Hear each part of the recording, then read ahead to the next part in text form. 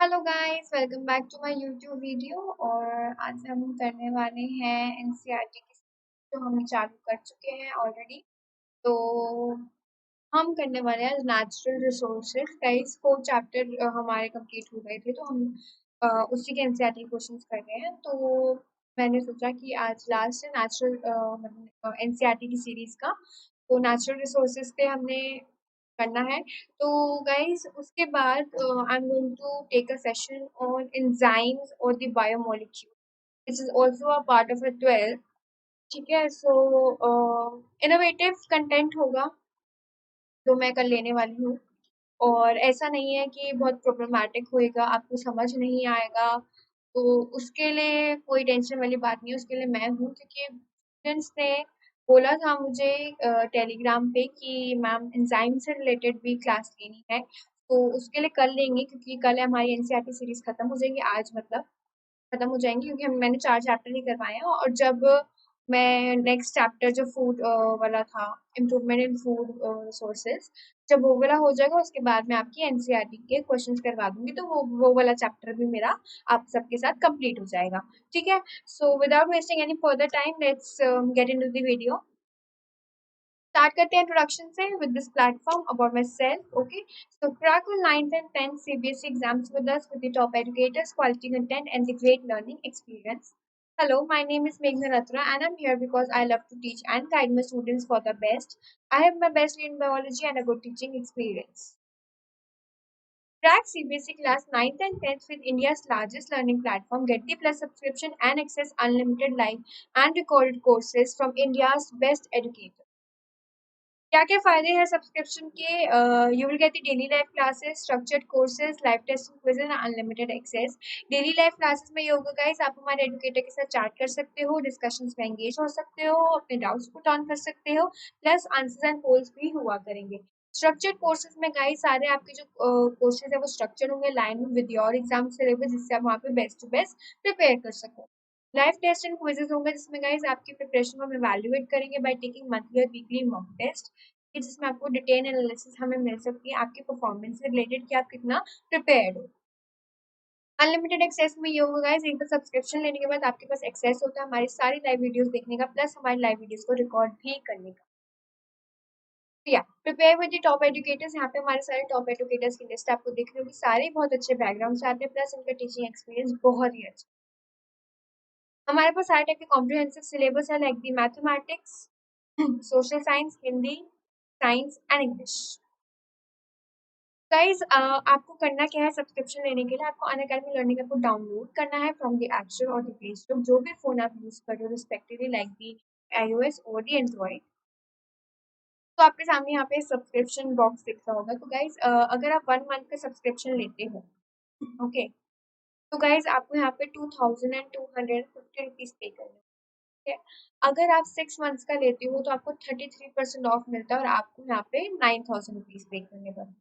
Guys जैसे जैसे month increase करोगे वैसे वैसे वहाँ आपके ऑफ बढ़ते जाएंगे। ठीक है, 48 मंथ्स पे देखो आपको लास्ट में 67% ऑफ मिल रहा है, कितनी अच्छी बात है। यहाँ पे आपको 36,000 रुपीज। ठीक है, बेस्ट प्लान मेरे लिए 12 मंथ्स का लगा मुझे, जो 1 ईयर का प्लान हो गया पूरा 1 ईयर का। सो यहाँ पे आपको 50% ऑफ मिलता है, और ऑल ओवर आपको 13,500 13,500 रुपये भरने पड़ते हैं, which is I think okay, कोई ऐसी प्रॉब्लमेटिक वाली बात नहीं है यहाँ पे। गाइस जिनको लगता है कि हमने नहीं लिया, प्लान्स नहीं लेने अभी हमें, और हमें क्लासेस देखनी है कि कैसे पढ़ाते हो, तो गाइस आप अनअकैडमी लर्निंग का डाउनलोड कर सकते हो। आप किसी भी एजुकेटर की स्पेशल क्लासेस ले सकते हो, क्योंकि special classes is free of cost, कोई वहाँ आपके पैसे नहीं लगते हैं, बस आप क्लास ले सकते हो जितनी मर्जी आप वहाँ पे चाहो। ठीक है, सो गाइस सब्सक्रिप्शन प्लान लेने के बाद वहाँ पे पूछा जाएगा do you have any referral code, आप मेरा रेफरल कोड यूज कर सकते हैं। माई रेफरल कोड इज मेघना, तो वो यूज करके आपको यहाँ पे 10% का डिस्काउंट मिल जाएगा किसी भी सब्सक्रिप्शन प्लान में, 1 मंथ या 14 मंथ्स में से अंदर अंदर जो भी आप प्लान लेते हो सब में आपको वहाँ पे 10% एक्स्ट्रा डिस्काउंट मिल जाएगा, अगर आप मेरा प्रोमो कोड करोगे। Then you can proceed to pay. तो गाइस हम टेलीग्राम पे भी अवेलेबल है, so download the Telegram app, type the link in the URL and click on join. तो एनसीईआरटी एन इज मिसिंग, तो एनसीईआरटी क्वेश्चंस करेंगे हम चैप्टर नेचुरल रिसोर्सेज के। आई थिंक ये ब्लैक आउट की वजह से मिस हो गया, अदरवाइज मैं मिस नहीं करती हूँ। सो नेचुरल रिसोर्सेज के बारे में पढ़ेंगे, ठीक है। तो इन टेक्स्ट क्वेश्चंस मैंने यहाँ पे सबसे पहले ली हैं, जो कि ऑब्वियसली बात है बहुत ज़्यादा इम्पोर्टेंट है। तो चेंज ऑफ माय कलर, या how is our atmosphere different from the atmospheres on the Venus and the Mars? Here is the first in text question. तो सारे टेक्स्ट बुक्स और एक्सरसाइज के क्वेश्चंस हम यहाँ पे करने वाले हैं, जो कि बहुत अच्छी तरीके से हमारे हमसे हो जाएगा, तो टेंशन वाली बात नहीं है गाइस, बिल्कुल आराम आराम से लेके हम करेंगे, ठीक है। So yeah, our atmosphere contain gases like the nitrogen, oxygen, carbon dioxide, water vapors and other gases in a very small amount. ये सब हमें पता है कि हमारी गैसेज, ये सारी चीजें हमारे एटमॉस्फेयर में, ये सारी चीजें गैसेस होती है। Atmosphere of Venus and Mars have about 95% of the carbon dioxide, so life is not possible. Guys, आपको पता है ना कि हम CO2 को एक्सहेल करते हैं और O2 को इनहेल करते हैं। CO2 बाहर निकालते हैं और O2 को लेते हैं, ऑक्सीजन को लेते हैं। तो गाइस, अगर हम CO2 ही इतना वहां पे 95% में CO2 प्रेजेंट होगा, तो हम इनहेल भी तो CO2 करेंगे, है ना। जब आपके पूरे एटमॉस्फेयर में CO2 है हद से ज्यादा, तो हम इनहेल क्या कर रहे हैं, ऑक्सीजन कार्बन डाइऑक्साइड ही इनहेल कर रहे हैं ना। तो मर नहीं जाएंगे तो लाइफ कैसे पॉसिबल हो सकती है? क्यों? क्योंकि वहां पे 95% जो है वो CO2 प्रेजेंट है, ठीक है। सो ये आपके ऑब्जेक्टिव में भी क्वेश्चन आ सकता है, ऑब्जेक्टिव के पॉइंट ऑफ व्यू से भी ये बहुत इंपॉर्टेंट है, और एनसीईआरटी के पॉइंट ऑफ व्यू से तो है ही है, क्योंकि ये क्वेश्चन टेक्स्ट में इन्वॉल्व है। सो क्वेश्चन नंबर 1 यही था कि हमारे एटमॉस्फेयर से वीनस और मार्स का एटमॉस्फेयर में क्या डिफरेंस है। तो ये डिफरेंस है लाइफ, इसीलिए ये भी क्वेश्चन ऐसे भी चेंज होके आ सकता है, why on planets like the Venus and Mars life is not possible. तो वहां पे भी आंसर यही रहेगा कि CO2 का जो परसेंटेज है वो बहुत हाई लेवल पे होता है, 95% होता है, लेकिन हमारे एटमॉस्फेयर में ये सारी जो गैसेस होती है, nitrogen, oxygen, carbon dioxide, water, वो सारी लो लो अमाउंट्स में प्रेजेंट होती है, जो कि हमारी लाइफ को पॉसिबल बना देती है। तो ये क्वेश्चन जो है इम्पोर्टेंट है गाइस, एनसीईआरटी क्वेश्चंस को स्किप नहीं करना। I am going to tell you again and again and again, okay. So let's move further guys. Question number 2, how does the atmosphere act as a blanket? Atmosphere जो है वो blanket की तरह कैसे काम करता है, ठीक है। Atmosphere act as a blanket in the following ways, two ways होते हैं इसके। It maintains the temperature on the surface of the earth during day and night time. Obviously बात है, एक तो टेम्परेचर बना, जब मैं आपको पढ़ा रही थी एयर, जो रोल ऑफ एटमॉस्फेयर पढ़ाया था, जब मैं आपको नेचुरल रिसोर्सेज पढ़ाया था, मैंने आपको वहाँ पे एक टॉपिक पढ़ाया था, अगर आप किसी को याद हो तो, रोल ऑफ एटमॉस्फेयर। उसमें मैंने ये पॉइंट बताया था कि वो मेंटेन करके रखता है टेम्परेचर को नाइट के और डे में, ठीक है। It contains ozone in the upper layer which protects life from the harmful ultra violent radiations. Guys, जो सन से हाई यूवी रेज निकलती है ना, वो हमारी स्किन के लिए बहुत हार्मफुल होती है, हमारी आईज के लिए वो हार्मफुल होती है। अगर आईज पे जाती है, डायरेक्ट आईज पे जाती है, तो गाइस हम ब्लाइंड हो सकते हैं, हमारे को स्किन पे लगती है तो स्किन कैंसर हो सकता है। बहुत हाई अल्ट्रा वायलेंट रेडिएशंस जो होती है जिनकी, उनसे हमें प्रोटेक्ट कौन करता है? ओजोन प्रोटेक्ट करता है। तो ये भी एटमॉस्फेयर के रोल में आता है, is also an important point, और ये आपके ऑब्जेक्टिव में भी इम्पोर्टेंट है, ठीक है। सो पता चल गया आपको सन और हाई यूवी रेज। गाइस, इसमें ना एक प्रिकॉशंस भी होती है, लाइक स्पेक्स के बारे में बहुत बात की जाती है यहाँ पे, कि जो स्पेकी होते हैं, जिनको स्पेक्स लगे हुए हैं, उन्होंने नॉर्मल बनवाए होंगे स्पेक्स अपने, बट मैं बस अभी तो मेरे स्पेक्स मेरे साथ अभी नहीं है, मैंने उतार रखे हैं। लेकिन अगर अभी होते तो मैं आपको दिखा देती, या मैं टेलीग्राम पे दिखा दूंगी, या मैं स्पेशल क्लासेस में दिखा दूंगी। वो जो स्पेक्स हैं गाइस, मेरे वो स्पेक्स बहुत डिफरेंट है, क्योंकि वो 4 UV रेज के बने हुए हैं, 4 UV के बने हुए हैं, और ये बहुत मुश्किल से अवेलेबल होते हैं, बहुत हाई कॉस्ट पे अवेलेबल होते हैं ये। और मेरे को भी कम से कम 15 डेज वेट करना पड़ा था, क्योंकि वो उनके पास स्टॉक अवेलेबल नहीं था, उन्होंने स्पेशली मंगवाया था और मेरे को लाके दिया था।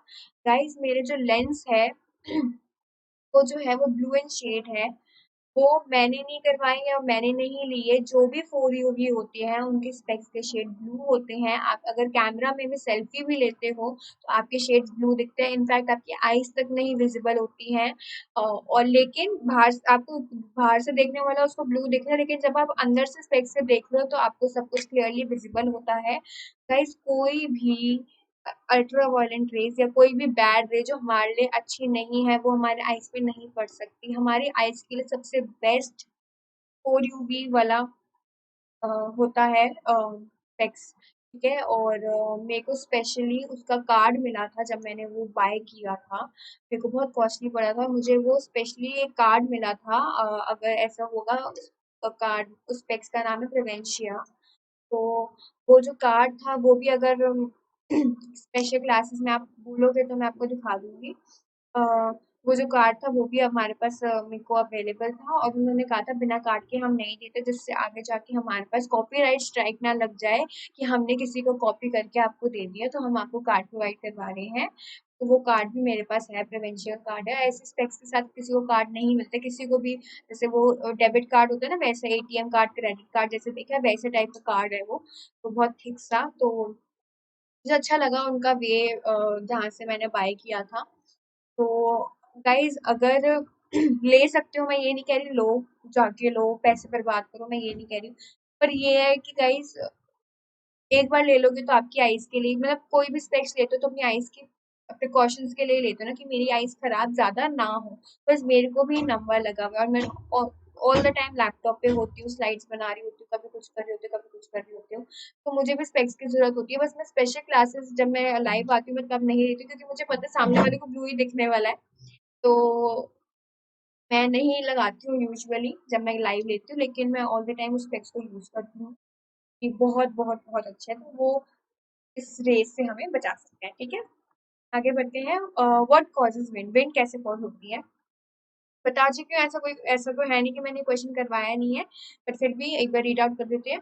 The uneven heating of the atmosphere in different regions of the earth causes the wind. Obviously बात है, अनइवन हीटिंग होती है तभी तो हमारे वहाँ पे हवाएं चलती है। The rotation of the earth and the presence of mountain ranges also helps in the formation of the winds, its blowing direction. Guys, आप यहाँ पे एक और पॉइंट भी लिख सकते हो कि जो मैंने आपको करवाया था कि वो एक रीजन से दूसरे रीजन तक जा रही है, तो वो भी विंड कॉज कर रही है, जो कि एक सॉइल के पार्टिकल्स को भी अपने साथ साथ लेकर चलती है। तो वो पॉइंट भी लिख सकते हो।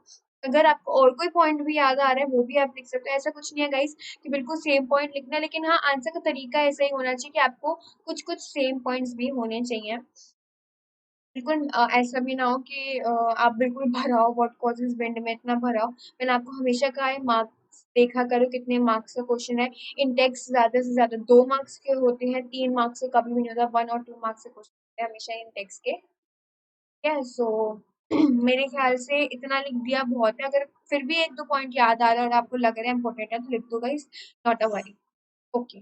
Question number 4, how are clouds found? Cloud कैसे फॉर्म होते हैं यहाँ पे? तो during day time water from different sources like the pond, lake, river, sea, well, ये सारी जो वाटर्स होते हैं यहाँ पे गेट्स इवेपोरेटेड। मैंने आपको वाटर साइकिल पढ़ाई थी गाइस, उसी का ही पार्ट है। ड्यूरिंग डे टाइम जो वाटर होते हैं पॉन्ड्स में से, लेक्स में से, रिवर में से, सीज में से, वेल में से, ये सारे जो होते हैं इवेपोरेट होने लगते हैं, and this water vapour rises up with the hot air. Hot air चलती है तो वाटर वेपर्स जो है वो अपने साथ हॉट एयर के साथ ऊपर लेके चले जाते हैं एट अ पर्टिकुलर हाइट।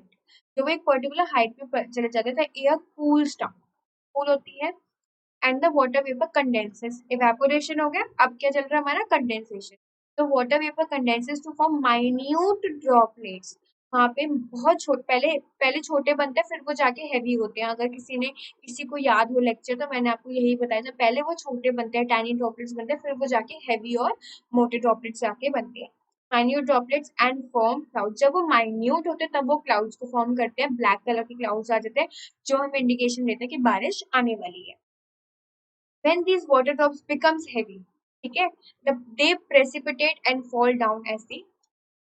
तो गाइज, मैं आपको ये सीक्वेंस भी पूछा जाता है कि क्या सीक्वेंस है, तो आपको ये सीक्वेंस भी याद रखनी है guys. Evaporation, condensation and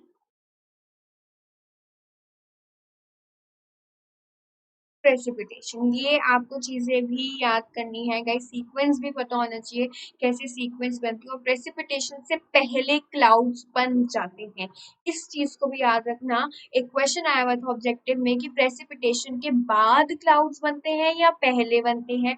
guys condensation के बाद और प्रेसिपिटेशन के पहले, मतलब बिल्कुल इस कंडीशन में बनते हैं क्लाउड्स। इस कंडीशन में आपके क्या बनते हैं, clouds.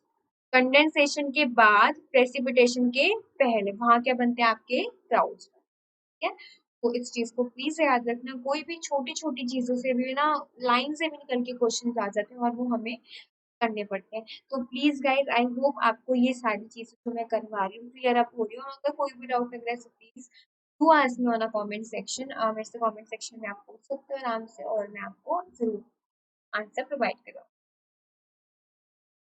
List any three human activities that you think would lead to air pollution. Guys, सबसे पहली बात, यहाँ पे क्वेश्चन अगर आप ध्यान से पढ़ोगे, you think, it means it's a value based question. जो तुम्हें ठीक लग रहा है वो तुम लिख सकते हो, यहाँ पे मार्क्स काटने के इतने चांसेस नहीं होते हैं, ठीक है। बट फिर भी मैं यही कहूंगी प्रॉपर पर्टिकुलर आंसर लिख के आओगे तो क्या, थ्री ह्यूमन एक्टिविटीज जिससे एयर पोल्यूशन हो सकता है। एयर पोल्यूशन किस किस से हो सकता है, यार अगर आप फॉसिल फ्यूल्स को जलाओगे, burning of fuels like coal, petroleum, kerosene, उससे हो सकता है। Smoke release from the industry, industry से कितना स्मोक रिलीज होता है, उससे एयर पोल्यूशन हो सकता है। एमिशन फ्रॉम व्हीकल्स, व्हीकल से कितना हो सकता है। प्लस दिवाली आ रही, क्रैकर्स बर्न करते हो, उससे कितना हो सकता है। जो भी आपको लग रहा है कि हाँ इससे एयर पोल्यूशन हो सकता है, आप वो लिख सकते। ऐसा ना हो कोई इनवैलिड पॉइंट लिख दिया है और फिर आप सोच रहे हो कि इसमें तो मैम ने कहा था मार्क्स कट देंगे नहीं, और फिर यहाँ पे कट गए। तो ऐसे भी नहीं करना है गाइस। प्रॉपरली आपको आंसर्स लिखने हैं जो आपको लग रहा है, लेकिन प्लीज कोई भी इनवैलिड पॉइंट नहीं लिखना, ठीक है। सो ये ह्यूमन एक्टिविटीज जो नॉर्मली एयर पोल्यूशन को कॉज करती है। टेक्स्ट बुक क्वेश्चंस में आ गए हम। Why do organisms need water, organisms को वाटर क्यों चाहिए होता है mainly. Organisms need water for the following activities, क्या क्या एक्टिविटीज है। All cellular processes occur due to the, मैंने तुम्हें बताया था सारे प्रोसेसेस जितने भी होते हैं सेल्यूलर प्रोसेसेस उसमें वाटर चाहिए होता है, तो ऑर्गेनिजम्स को वाटर तो चाहिए ही होगा ना। ऑब्वियस सी बात है गाइस, ऑर्गेनिज्म को वाटर चाहिए होगा। किस फॉर्म में उनको डाइजेस्ट करना होता है, डिजोल्व फॉर्म में। हमारा भी तो ऐसे खाना थोड़ा ना चलता था, हमें भी तो डाइजेस्टेड फॉर्म में करना है, तो हमें भी वाटर की जरूरत होती है ना। Transportation of substances in our body takes place by dissolving in water. जो हमारे को एक जगह से दूसरी जगह तक जाना है तो उसकी ट्रांसपोर्टेशन होगी, तो उसके लिए भी वाटर रिक्वायर्ड होगा। टेरेस्ट्रियल एनिमल्स हमेशा फ्रेश वाटर रिक्वायर्ड करते हैं फॉर द ट्रांसपोर्टेशन और द सेलुलर प्रोसेसेस, ठीक है। And for getting rid of waste from their body, और वो फ्रेश वाटर इसलिए भी यूज करते हैं क्योंकि वो ज्यादातर अमाउंट में सलाइन वाटर भी यूज नहीं कर सकते, इतना वो सॉल्ट एब्जॉर्ब नहीं कर सकते जितना अमाउंट ऑफ सॉल्ट जो है ओशंस में प्रेजेंट होता है, ठीक है। ये पॉइंट भी लिख सकते हो। Plants require water for photosynthesis, water के बिना फोटोसिंथेसिस का प्रोसेस नहीं हो सकता। गाइस मैंने आपको पोल में भी बताया था, वाटर के बिना, सनलाइट के बिना और कार्बन डाइऑक्साइड के बिना, इन तीनों के बिना गाइस फोटोसिंथेसिस वाला प्रोसेस नहीं हो। ठीक है, फोटोसिंथेसिस वाला प्रोसेस इन तीनों के बिना नहीं हो सकता, और ये तीनों ही बहुत ज्यादा इम्पोर्टेंट है। सो ये चार पॉइंट थे यहाँ पे जो मेरे को लग रहे थे, और यहाँ पे आप ये वाला सैलिनिटी वाला भी पॉइंट लिख सकते हो कि सलाइन वाटर होता है इसलिए वो फ्रेश वाटर को यूज करते हैं। तो ये मेनली था आंसर मेरे हिसाब से। तो अगर आपको लग रहा है कि कोई और पॉइंट डालना चाहते हो तो प्लीज आप डाल सकते हो, ऐसी कोई बात नहीं। बस गाइस मैं अभी भी ये कह रही हूँ, इनवैलिड पॉइंट मत डालना कि बिल्कुल आउट ऑफ द वे जाके या वाटर के बारे में पूछा आप वो सॉइल टेम्परेचर के बारे में लिख रहे हो, इनवैलिड पॉइंट लिखोगे बेशक वो ठीक होगा, आगे जाके आपके मार्क्स जरूर कटेंगे। तो इतना भी गलत करके मत आना, जितना याद आ रहा है उतना ही लिखवाना, ठीक है। So why do organism need water, उसका ये आंसर प्रॉपर आंसर था। मैं आपको सारे आंसर्स प्रोवाइड करवा रही हूँ, या तो आप इसको नोट डाउन कर लो साइड बाय साइड, पॉज कर लो वीडियो, नोट डाउन कर लो, या आप प्लीज स्क्रीनशॉट्स ले लो। मैं वैसे तो मैं कहूँगी नोट डाउन कर लो, क्योंकि जब मैं पढ़ती थी अनअकैडमी से, मैं पहले मैंने अपनी 12th में अनअकैडमी को बहुत ज्यादा फॉलो किया था, जब मैं पढ़ती थी, मैं पॉज़ कर देती थी जो भी वीडियो देख रही थी, और जो वो लिखा होता था पहले मैं उसको राइट डाउन करती थी अपने नोट्स, क्योंकि मुझे नोट्स बनाने का बहुत शौक था गाइस। तो मैं नोट्स जब बनाती थी मैं राइट डाउन करती थी, जो भी उनके आंसर्स होते थे, जो भी उनके क्वेश्चंस होते थे, मैं राइट डाउन कर करके जब वो वीडियो खत्म हो जाती थी, मेरा भी एंड हो जाता था, तो वही 45 मिनट्स की वीडियो होती थी, मेरी भी 1 घंटे तक मैं पॉज कर करके मेरा 1 घंटा था खिंच जाता था, और मेरे 1 घंटे में ऑलमोस्ट एक चैप्टर हो ही जाता था। तो ऐसे पढ़ोगे तो ऐसे भी समझ आएगा। ऐसा मत सोचना कि ऑनलाइन लर्निंग कुछ नहीं होता, ऑनलाइन लर्निंग में भी बहुत कुछ आपको बेनिफिट्स मिलते हैं, जो कि मैं अपनी बहुत पहले वीडियो बनाई थी और आपको बता दिया था। तो here is the second question. What is the major source of fresh water in the city, town, villages where you live? Where you live. यहाँ पे मैं अभी फिर से कह रही हूँ, where you live, value based, ठीक है। तो मेजर सोर्स ऑफ वाटर आप जहाँ पे रहते हो, हम अपने हिसाब से दे सकते हो। Water in the form of snow, ice covered mountain से हमें वहाँ पे फ्रेश वाटर मिल सकता है। अंडरग्राउंड वाटर वेल मिल सकता है। Surface water like in lakes, river, ponds मिल सकते हैं। रेनफॉल के थ्रू में वाटर मिल सकता है। Stored rain water in tanks and dams, obviously बात है, टैंक्स में कोई वाटर स्टोर हो रहा है या डैम्स में वाटर स्टोर हो रहा है तो वहां पे मिल सकता है। वैसे तो ऑब्वियसली बात है, मेरे यहाँ रहने में स्नो देखने का कोई चांस ही नहीं है, ठीक है। लेकिन हम लेक्स, रिवर्स, पॉन्ड्स देख सकते हैं, रेनफॉल देख सकते हैं, stored rain water in tanks, dam देख सकते हैं, अंडरग्राउंड वाटर वेल देख सकते हैं। फर्स्ट पॉइंट थोड़ा मेरे लिए मेरे हिसाब से इनवैलिड था, क्योंकि मैं जहाँ रहती हूँ वहाँ ऐसा नहीं होता है, बट लिख सकते हो आप, वो आपसे ये नहीं पूछने वाला कि आप कहाँ रह रहे हो, ठीक है।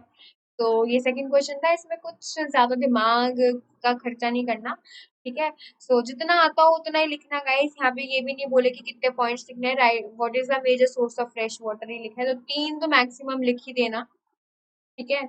उसके बाद आप अगर याद आ रहे तो लिखना, अगर नहीं आ रहे तो मत लिखना। Do you know of any activity which may be polluting this water source, जो ये वाटर सोर्स को पॉल्यूट कर रहा है, ऐसी कोई एक्टिविटी आपको पता है तो आपको वही लिखना है कि वाटर पोल्यूशन किस किस वजह से हो रहा है। सीवेज से हो रहा है, डंपिंग वेस्ट इन वाटर से हो रहा है, फैक्ट्री वेस्ट से हो रहा है।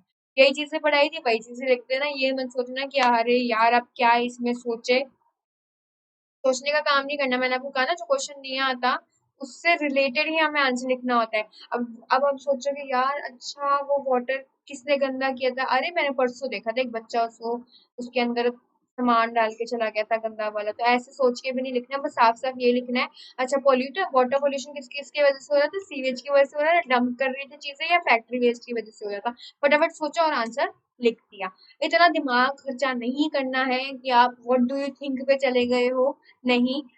लास्ट का क्वेश्चन पढ़ो और आंसर लिख दो, ठीक है। So question number 2, question number 3 यहाँ पे सेट। के बाद टेक्स्ट बुक के आ जाते हैं दोबारा से। गाइस यहाँ पे टेक्स्ट बुक के पेज नंबर वाइज क्वेश्चंस थे यहाँ पे, जब मैं अपनी एनसीईआरटी खोली थी 9th की, तो मैंने पेज नंबर नहीं लिखी, सिर्फ टेक्स्ट बुक लिखे हैं। तो अगर आप मेरे साथ साथ कर रहे हो तो आपको समझ आ जाएगा। क्वेश्चन तो मैं प्रोवाइड करवा ही रही हूँ ना, पेज नंबर मैंने प्रोवाइड नहीं करवाए थे, ठीक है। So how is soil form, जो मैंने आपको आंसर पहले बताया था वही लिखना है। कोई पॉइंट याद आ रहा है तो वो भी लिख सकते हो। तो मैंने आपको 4 रीजन बताए थे, सन, वाटर, विंड और लिविंग ऑर्गेनिजम्स। गाइस मैंने इतना बड़ा बड़ा भी नहीं लिखना, मैंने इसको थोड़ा बहुत तोड़ दिया है, तो आप इसको ऐसे भी लिख सकते हो। Sun heats up rocks during the day so they expand, at night they rock these rocks cools down and contract, this causes cracks in the rocks, ठीक है। आपने कुछ नहीं लिखा, सन से हमें लाइट मिलती है, वो फिर रॉक को डे टाइम पे एक्सपैंड करता है, फिर वो कॉन्ट्रैक्ट करता है, फिर ये दोनों एक साथ एक मैनर में नहीं हो सकते, फिर वो उसमें क्रैक्स। मैंने इतना बड़ा नहीं लिखा, लेकिन शॉर्ट में बना के लिख दिया है, और ये टिट फॉर टैट वाला आंसर था, पॉइंट टू पॉइंट आंसर लिखा है यहाँ पे। अच्छा वाटर के बारे में लिखना है, तो water during rainfall enter these cracks, obviously बात है। water freeze if this water freezes it exerts pressure on the cracks and the rocks break, ठीक है। when water flows, ये सेकंड वाला, ये फर्स्ट वाला था ना, दो पार्ट्स पॉइंट्स बताए थे मैंने। if the when the water flows it wears the hard rock and carries small particles to rock down the stream। यहाँ आप यहाँ भी ये भी लिख सकते हो, वो एब्रेशन को कॉज करता है, दो रॉक जब एक दूसरे से टकराती है एब्रेशन कॉज होता है और तब ये रॉक टूट जाती है। तो आप ये भी लिख सकते हो। It's depend upon you, totally depend upon you. Wind के बारे में, strong winds arrowed rocks down which rub with each other and small particles are carried away by the wind। ठीक है, यहाँ पे एक और पॉइंट भी लिख सकते हो कि विंड जब एक रीजन से दूसरी रीजन तक जाती है वो भी सॉइल को लेकर आती है। ठीक है, ये पॉइंट भी ले सकते हो, आप पे डिपेंड करता है। लिविंग ऑर्गेनिजम्स में lichen grows on the surface of the rock, surface of the rock पे लाइकन ग्रोज करती है और वो रिलीज करती है कुछ पाउडर सब्सटेंस, और वो क्या करते हैं उस सब्सटेंस में, वो सॉइल में कन्वर्ट कर देते हैं रॉक को। So they release certain substances that causes the rock surface to powder down and form a thin layer of soil। यहाँ पे गाइस आप मॉसेस के बारे में भी लिख सकते हो, इट्स टोटली डिपेंड अपॉन। यहाँ पे मैंने जो पढ़ाया था आपको नेचुरल रिसोर्सेज में, वो पर्टिकुलर आंसर था, ठीक है। लेकिन गाइस आप उसको इस वे में भी लिख सकते हो, आपको यहाँ पे फुल मार्क्स मिल सकते हैं। अगर आप प्रॉपर लिख रहे हो पूरा पूरा सन, पूरा पूरा वाटर, विंड, लिविंग ऑर्गेनिज्म, तो उसमें तो डेफिनेटली मिलेंगे ही मिलेंगे, कोई मार्क्स काटने के चांसेस नहीं है। लेकिन इस क्वेश्चन में ना टीचर थोड़ी डिपेंडेंट रहेगी कि क्या मुझे मार्क्स देने चाहिए या क्या मुझे मार्क्स नहीं देने चाहिए। ठीक है, मेरी जैसी होगी तो दे देगी गाइस, लेकिन अब मैं नहीं बता सकती ना कि हर एक बच्चे की टीचर कैसी है। ठीक है, सो थोड़ा अगर अपने टीचर को जानते तो उसके रिस्पेक्टिव में कि वो कैसा आंसर चाहती है, आप उस वे में लिखने की कोशिश करा करो। ठीक है, मैं जैसा आंसर चाहती हूँ आप मेरे वे में लिखने की कोशिश करा करो। ठीक है, अगर मेरे वे में लिखना चाहोगे तो गाइस वही वाला आंसर लिखना जो आपको मैंने नेचुरल रिसोर्स में बताया पूरा पूरा, कि टीचर को मौका ही नहीं मिले कि वो आधा मार्क्स भी आपका काट ले। समझ रहे हो? और अगर उसको इतना बड़ा पैराग्राफ नहीं पढ़ना है तो क्या करना है गाइस, यहाँ पे ये जो मैंने पूरे इसमें क्या कर रखा है, अंडरलाइन कर रखा है, अंडरलाइन करके आना है आपने। वो सिर्फ सन, कूल डाउन, कॉन्ट्रैक्ट, एक्सपैंड पढ़ा, क्रैक्स पढ़ा, मार्क्स मिल गए। बस जो लग रहा है इम्पोर्टेंट है उस चीज को आपने अंडरलाइन करके आ जाना है। तो ये टेक्स्ट बुक का पहला क्वेश्चन था जो कि हमारा complete. Question number 2, what is soil erosion? The removal of top layer of soil जो होते हैं उसको टॉप सॉइल कहते हैं। टॉप लेयर ऑफ सॉइल मैंने पढ़ाया भी था ये। टॉप लेयर ऑफ सॉइल को टॉप सॉइल कहते हैं। अगर वो रिमूवल हो जाता है एयर की वजह से, the removal of top soil by the air, wind water is called the soil erosion. ठीक है, ये नॉर्मल सा बस सॉइल इरोजन पूछा था, 1 मार्क्स का क्वेश्चन होता है गाइस, बस इतना लिख दिया, काम खत्म। ठीक है, what are the methods of preventing और रिड्यूसिंग सॉइल इरोजन? प्रिवेंट कैसे कर सकते हैं, या तो बिल्कुल हटा दो, या रिड्यूस कैसे कर सकते हो। तो soil should have some vegetations like the grass growing on it. Obviously बात है, कुछ कुछ सॉइल्स में ग्रास भी ग्रो कर जाती है, so that it does not get carried away by the wind, water और द रेन। ऑब्वियसली बात है गाइस, या तो वो विंड से भी नहीं जा सकती, ना वो उससे रेन से जा सकती है। ठीक है, सो कुछ कुछ ऐसे कर सकते हैं कि हम ग्रास ग्रो कर सकते हैं, सॉइल वहां से नहीं जाएगी। एफॉरेस्टेशन और प्लांटिंग ऑफ ट्रीज, अगर हम ज्यादा से ज्यादा प्लांट्स लगाते रहे so that roots hold the soil. Obviously बात है, रूट्स जो है उसका काम क्या होता है, सॉइल को बना के रखना जिससे प्लांट पूरा ग्रो कर सके, तो वो सॉइल को होल्ड करके रख सके, so that roots hold the soil and prevent the soil erosion, तो सॉइल वापस से दोबारा ना हो सके। तो ये दो रीजंस थे जिससे हम या तो प्रिवेंट कर सकते हैं या रिड्यूस कर सकते हैं सॉइल इरोजन का। Afforestation is the bestest method.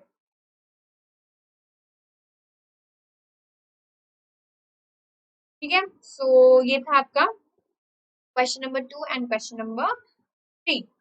तो here is the question number 1 again, textbook questions। आप देख लेना कौन से पेज नंबर वाला है ये।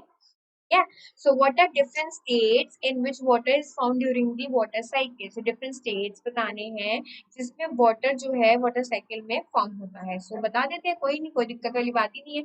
So water in liquid state present in various sources like lakes, rivers, underground water। ठीक है, ये मैंने क्या बताया, लिक्विड स्टेट में। डिफरेंट स्टेट्स बताने हैं ना, तो लिक्विड स्टेट में। ठीक है, sorry, water vapour in the गैसीय स्टेट। अब गैसीय स्टेट में बता रही, water evaporates from the water bodies, evaporation हो रही है तो गैसीय स्टेट्स में तो हो रही है। And due to transpiration by plants, plants की ट्रांसपिरेशन से भी गैसीय स्टेट हो रही है।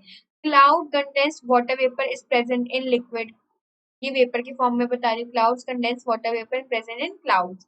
ठीक है, वाटर एज रेन और दी स्नोफॉल, अब रेन और स्नोफॉल के वे में भी बता सकते हो, पर ये पॉइंट जो है इतना नेसेसरी नहीं है। ठीक है, लिखना चाहते हो लिख देना, वैसे इतना नेसेसरी पॉइंट नहीं है, आपने सिर्फ लिक्विड, गैसियस और वाटर वेपर स्टेट में बताया है, डिफरेंट स्टेट्स ही बताने की ऐसी कोई बात नहीं है। वैसे आप लिख सकते हो स्नोफॉल में, स्नोफॉल में पता है क्या हो जाएगा गाइस, स्नोफॉल थोड़ी हार्ड होएगी, स्नो कुछ तो हार्ड होगी ना वाटर से, तो ये सेमी लिक्विड स्टेट हो जाएगी, ठीक है, ये सेमी लिक्विड स्टेट हो जाएगी। तो लिखना चाहो तो लिख लेना, नहीं लिखना चाहो तो मत लिखना, it's totally depend upon you. मेरे ख्याल से मत लिखो, और अगर लिख रहे हो तो सेमी लिक्विड स्टेट वहां पे साइड में ऑप्शन में लिखा है, जैसे लिक्विड स्टेट लिखोगे, गैसियस स्टेट लिखोगे, वेपर स्टेट लिखोगे, ऐसे ही सेमी लिक्विड स्टेट लिख देना, ठीक है। Semi solid state, sorry, semi solid state. Okay. So here is the question number 2. Name two biologically important compounds that contain oxygen and भी nitrogen. Obviously बात है guys, दो ऐसे compounds बताने हैं important जो ऑक्सीजन भी कंटेन करे और नाइट्रोजन भी। तो जो बायोलॉजिकल कंपाउंड्स है जो ऑक्सीजन नाइट्रोजन दोनों कंटेन करती है, आर, डीएनए, प्रोटीन और कार्बोहाइड्रेट्स। मैंने यहाँ तीन बताए हैं, आप कोई भी दो बता सकते हो, लाइक प्रोटीन्स बता, प्रोटीन्स में गाइस नाइट्रोजन ऑक्सीजन दोनों होता है, डीएनए में भी होता है, कार्बोहाइड्रेट्स, तो मेरे ख्याल से प्रोटीन और कार्बोहाइड्रेट्स लिखते हैं ना, डीएनए मत लिख कराना, ठीक है। तो ये दो आपके। फिर है question number 3, list any 3 human activities, कोई ऐसी तीन ह्यूमन एक्टिविटीज बताओ which would lead to an increase in carbon dioxide content, carbon dioxide का कंटेंट बढ़ा दे वो वहां पे। तो क्या ऐसी ह्यूमन एक्टिविटीज हो सकती है जो कार्बन डाइऑक्साइड का कंटेंट बढ़ा दी एयर के अंदर? तो burning of fuels like coal, petrol, diesel. Water pollution के कॉजेज लिखने हैं, इसका मतलब यहाँ पे मैंने यहाँ पे वाटर पोल्यूशन क्यों कहा, सोचा आपने किसी ने? क्योंकि कार्बन डाइऑक्साइड की बात कर रहे हैं, carbon dioxide is not good for health, no. हम मैंने क्वेश्चन को कैसे पढ़ा, देखो कार्बन डाइऑक्साइड लिखा है, कार्बन डाइऑक्साइड अगर अभी मैंने आपको क्या बताया था वीनस और मार्स में, कि कार्बन डाइऑक्साइड को अगर हम इनहेल करेंगे तो हमारी डेथ हो सकती है, 95% था वहां पे, तभी तो लाइफ पॉसिबल नहीं होती। इट मीन्स कार्बन डाइऑक्साइड का कंटेंट बढ़ रहा है, तो कुछ तो गलत बात है। इट मीन्स हम किसकी बात कर रहे हैं, वाटर पोल्यूशन की। यही ऑक्सीजन लिखा होता है, तो ऑक्सीजन के कंटेंट कैसे, तो फिर हमें अच्छी बात लिखनी पड़ती, like the afforestation and all. अभी हम क्या लिखेंगे यहाँ पे, डिफॉरेस्टेशन एंड ऑल, मतलब कि डिसएडवांटेज एंड ऑल, डिफॉरेस्टेशन मत लिखाना आप। तो ठीक है, वाटर पॉल्यूशन वाली बात करेंगे यहाँ पे। तो burning of fuels, coal, petrol, diesel, breathing releases CO2, exercise which increases the breathing rate. Obviously बात है, जब आप एक्सरसाइज करते हो, हाफने लग जाते हो ना, थक गई मैं यार, रुक जाओ थोड़ी देर रुक जाओ, तो वही क्या है, CO2 का कंटेंट ज्यादा रिलीज होने वाला होता है, इसलिए लाइफ पॉसिबल थोड़ी कम हो जाती है, इसलिए हमें लगता है हाय हम मर ना जाए, ठीक है। Using air conditioner, air conditioner के बाहर से जो गर्म हवा निकलती है उसको CO2 कहते हैं, रिलीज CO2 इन दी एयर, वो डायरेक्ट CO2 को रिलीज करती है एयर के अंदर, तो इतना एसी भी नहीं चलाना चाहिए, वो हमारी एयर पोल्यूशन को कॉज कर सकता है। अब एसी का तो कुछ नहीं कह सकती मैं गाइस कि एसी मत चलाओ या चलाओ, बट कम चलाओ, बट गाइस इतनी इतनी इतनी गर्मी होने लग गई है पिछले कुछ सालों से कि नहीं होता मेंटेन, एसी की बहुत नीड होती है, I I understand, fully understand, but इसका सोल्यूशन मेरे पास भी नहीं है कि, क्योंकि गाइस मैं झूठ क्यों कहूँ, मैं सबसे ज्यादा एसी के अंदर रहती हूँ, मेरा 24 घंटे एसी चलता रहता है, 24 घंटे में सीरियसली अगर एक कमरे का एसी बंद है तो दूसरे कमरे का चल जाता है, तो I am bad in that. So अब मैं क्या अपनी अच्छाइयाँ करूँ, हूँ थोड़ी बुरी मैं भी, बट क्या कर सकते हैं गाइस, गर्मी सबको लगती है। हाँ, लेकिन हम थोड़ा रेट चेंज कम कर सकते हैं, लाइक कहीं बाहर चले जाओ घूमने के लिए, मत बैठो घर में अगर इतनी गर्मी लग रही है तो, थोड़ा गाड़ी का एसी चला लो। तो या एयर कंडीशनर से CO2 काफी रिलीज होता है, लेकिन मेंटेन अप हो जाता है, जो कि लोग यूज नहीं करते हैं air conditioner. Here is the fourth question, what is the greenhouse effect? Greenhouse effect क्या होता है, gases like the CO2 and the methane, तो गैसेस होती है लाइक दी CO2 और जो मीथेन होती है, ट्रैप कर देती है सन्स के रेडिएशन को and don't allow it to go back. Obviously बात है, ग्रीन हाउस इफेक्ट है वो एक कंटेनर के अंदर रखते हैं ना, एक ग्लासेस का रूम बना होता है, वहां पे हमारे सारे प्लांट्स प्रेजेंट होते हैं, तो गैसेस लाइक दी CO2 और दी मीथेन, मीथेन का CH4 होता है, ठीक है। तो gases like this CO2 and methane trap sun radiation, sun की रेडिएशन को ट्रैप कर लेता है और अलाउ नहीं करता कि वो वापस जाए, ठीक है। This causes warming of the atmosphere, वो वार्मिंग ऑफ द एटमॉस्फेयर को कॉज करता है, जो कि बहुत गलत बात है, इसलिए हम यहाँ पे कहते हैं this effect is called the green house effect. ये जो है इसको हम वार्मिंग ऑफ द एटमॉस्फेयर को हम क्या कहते हैं यहाँ पे, ग्लोबल वार्मिंग, ठीक है, इसको ग्लोबल वार्मिंग कहते हैं। ग्रीन हाउस इफेक्ट में आप इतना लिखोगे काफी है। What are the two forms of the oxygen found in the atmosphere? Atmosphere के अंदर कैसी कौन सी ऐसी दो फॉर्म्स है ऑक्सीजन फाउंड?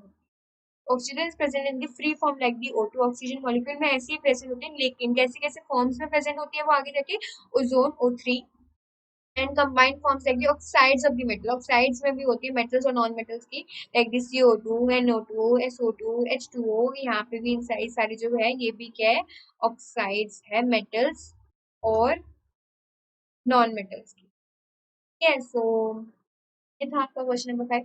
इजी क्वेश्चन है गाइस, ऐसे कोई प्रॉब्लम नहीं है जो आपको क्वेश्चंस नहीं आ रहे हैं। अगर नहीं भी आ रहे तो आई होप आपको यहाँ पे क्लियरली समझ आ रहा होगा मैं क्या समझाने वाली हूँ। कोई भी डाउट हो तो कमेंट सेक्शन में पूछ सकते हो।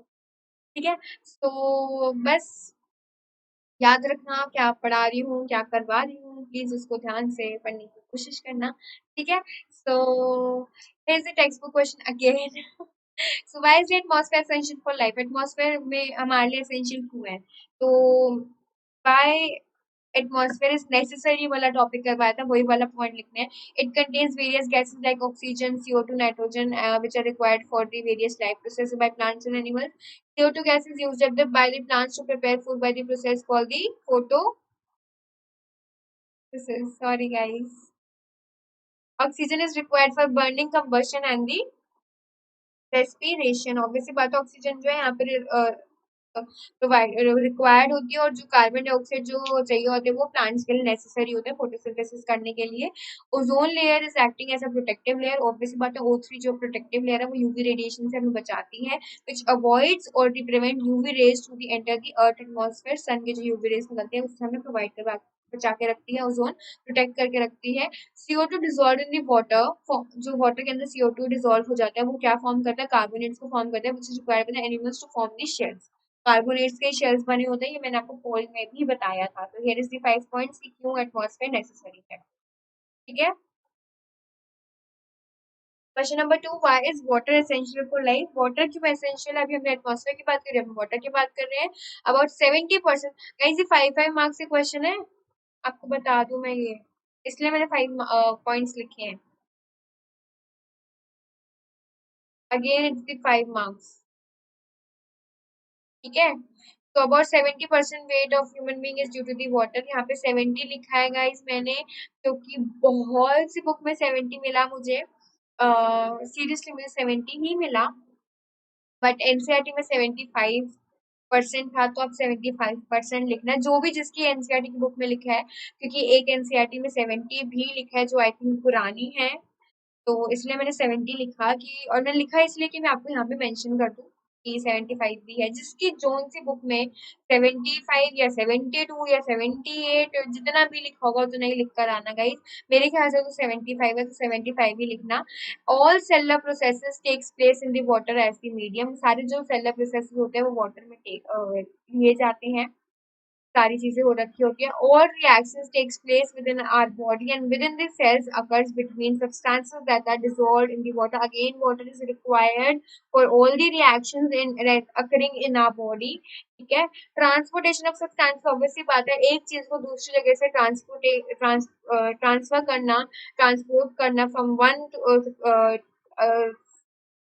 One place to the another, उसके लिए भी डिजॉल्व फॉर्म में वाटर रिक्वायर्ड होता है। So one form to the another takes place due to the water. यहाँ पे वाटर जरूरी है, अभी मैंने आपको पॉइंट्स बताए भी थे पहले क्वेश्चन में। ठीक है, टेरेस्ट्रियल भी जो है फ्रेश वाटर यूज करते हैं, क्योंकि वो ज्यादा अमाउंट में सलाइन वाटर को भी यूज नहीं कर सकती है। ठीक है, क्यों वो यूज करती है? For the transportation of substances and also to get rid of high amounts of wastage plus salt water. क्या आप ये चीज भी यहाँ पे लिख सकते हो, why is water essential for life. ये भी प्रॉपर 5 पॉइंट्स थे गाइस, ऐसे ही लिख कर आना प्लीज, तभी 5 मार्क्स मिलते हैं, अदरवाइज नहीं मिलते। पॉइंट वाइज लिख कर आना। ठीक है, question number 3, how are living organisms dependent on this soil? कैसे लिविंग ऑर्गेनिज्म सॉइल पे डिपेंडेंट होते हैं? Are organisms that live in water totally independent of the soil as a resource? ऐसा भी हो सकता है क्या? तो पढ़ लेते हैं। All living organism are directly और indirectly dependent on the soil, या तो डायरेक्टली होंगे या इनडायरेक्टली होंगे। Plants obtain water and minerals from the soil and prepare food for themselves and the animals. ये प्लांट्स और एनिमल्स डायरेक्टली हो जाएंगे, लेकिन हम जैसे तो नहीं होंगे ना। Other organisms that live in the water are not totally dependent on the soil because the microbes growing on that soil in water are the primary producers. Microbes, हम जैसे microbes खा लेंगे क्या? soil मिट्टी खा लेते क्या? नहीं ना। So, because the microbes growing on the soil and water are the primary producers होते हैं ये soil के, in which start the food chain, and even other microbes that live in soil helps in the decomposition of dead plants and animals in water to return the nutrients element back to the water। अगर कोई वहाँ पे dead हो जाता है, dead plants, मैंने आपको जब chain भी पढ़ा रही थी मैंने बोला था जब जो भी dead हो जाता है उसके सारे जितने भी nutrients वगैरह होते हैं वो back to the soil चले जाते हैं, ठीक है। So this question is very very very very very important. मेरे ख्याल से तो ये बहुत ज्यादा इंपॉर्टेंट क्वेश्चन है, बाकी आपकी मर्जी कि आप इसको कैसे करते हो, ठीक है। You have seen weather reports on television and in newspapers, how do you think we are able to predict the weather? Weather को हम कैसे प्रिडिक्ट करते हैं? तो ये भी बहुत इंपॉर्टेंट है। Historical data and weather is stored in the computers, historical data जो होते हैं वो कंप्यूटर के अंदर स्टोर होते हैं already. These helps in creating a model for weather pattern, एक वेदर पैटर्न का ना मॉडल बन जाता है based on the temperature, humidity and wind speed of a given time frame. These data helps meteorologist forecast the weather. मैं guys शायद मेरे phone में भी अवेलेबल है ये चीज, अगर मैं आपको दिखाऊं, बट आई डोंट नो वो मुझे अभी दिखेगी या नहीं। Let me check guys. Wait a minute. Uh, नहीं मुझे अभी शो नहीं हो रही है। गाइस इस चीज की मुझे यहाँ पे शो हो रही है पूरी वेदर फोरकास्ट की, बारिश आने वाली है नहीं, कितना ह्यूमन टेम्परेचर है नहीं, ये आईफोन के अंदर इनबिल्ट होता है ये वेदर वाला ऐप। ये ऐसा नहीं होता कि इनबिल्ट नहीं है, इनबिल्ट होता है ये। और एंड्रॉइड में आपको गूगल पे जाके देखना पड़ता है। तो यही हिस्टोरिकल डाटा होता है कंप्यूटर के अंदर स्टोर होता है जो बिल्कुल स्पीड वगैरह सब बता देता है, ठीक है। सो ये दोनों क्वेश्चंस काफी काफी काफी इंपॉर्टेंट है, please don't miss these questions.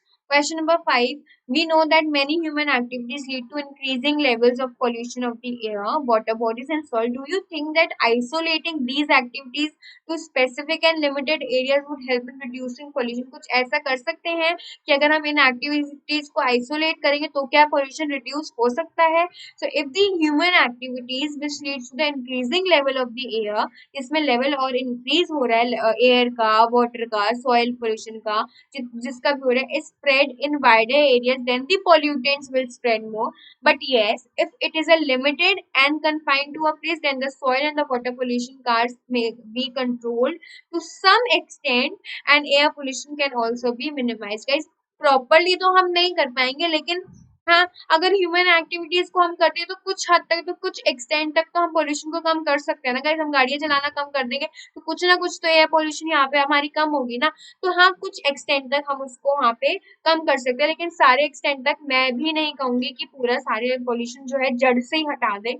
ऐसा भी करने में हमें काफी टाइम लगेगा, जो आई थिंक इस लॉकडाउन में हुआ है।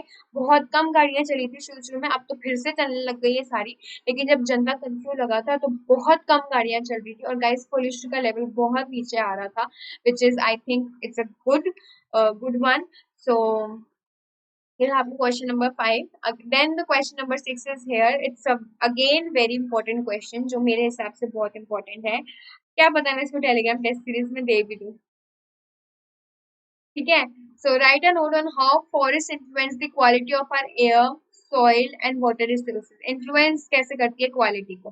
तो फॉरेस्ट के बारे में बताएं तो एयर में it helps in purifying the air by absorbing pollutants, pollutants को एब्जॉर्ब कर लेती है। It adds oxygen to the air, air में ऑक्सीजन को डाल देती है, and takes carbon dioxide gas during photosynthesis, carbon dioxide को थोड़ा लेवल कम कर देती है। Therefore greenhouse effect is control, यहाँ पे हमारा ग्रीन हाउस इफेक्ट जो है कंट्रोल हो जाता है।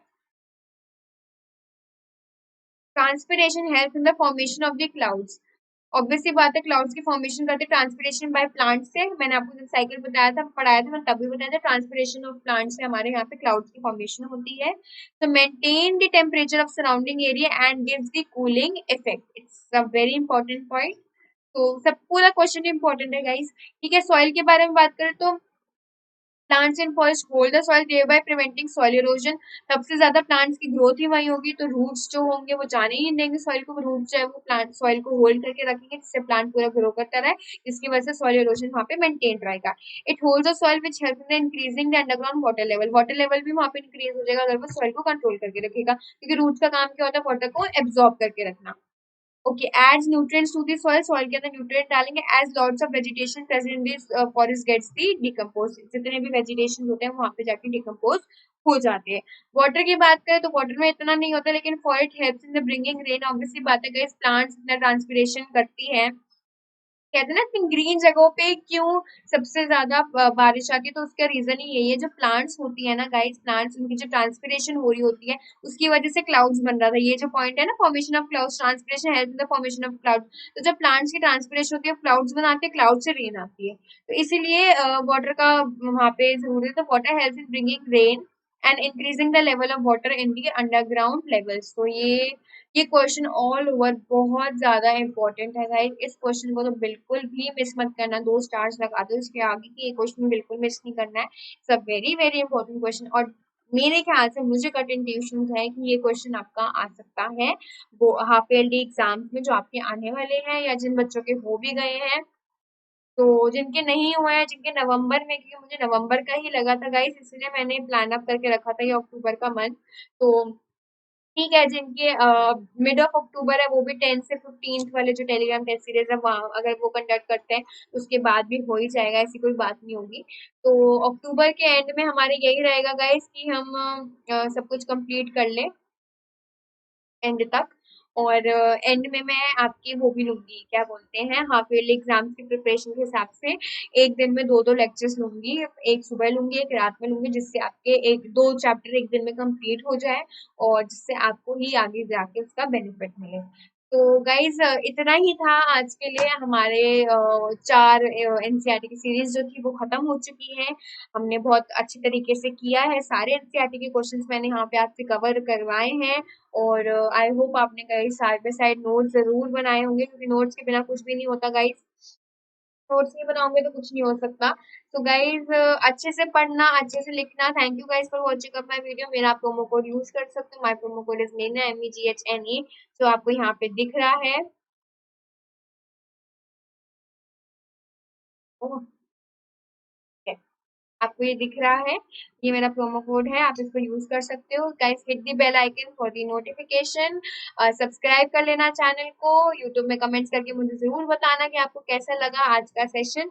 और गाइस हमारे टेलीग्राम ग्रुप ज्वाइन कर लेना जिन्होंने अब तक ज्वाइन नहीं करा है। ठीक है guys, so thank you guys for watching up my video. Bye guys, take care, और ख्याल रखो अपना, इस वायरस से बच के रहो, और अच्छे अच्छे से पढ़ो guys. All the best and let's crack it guys.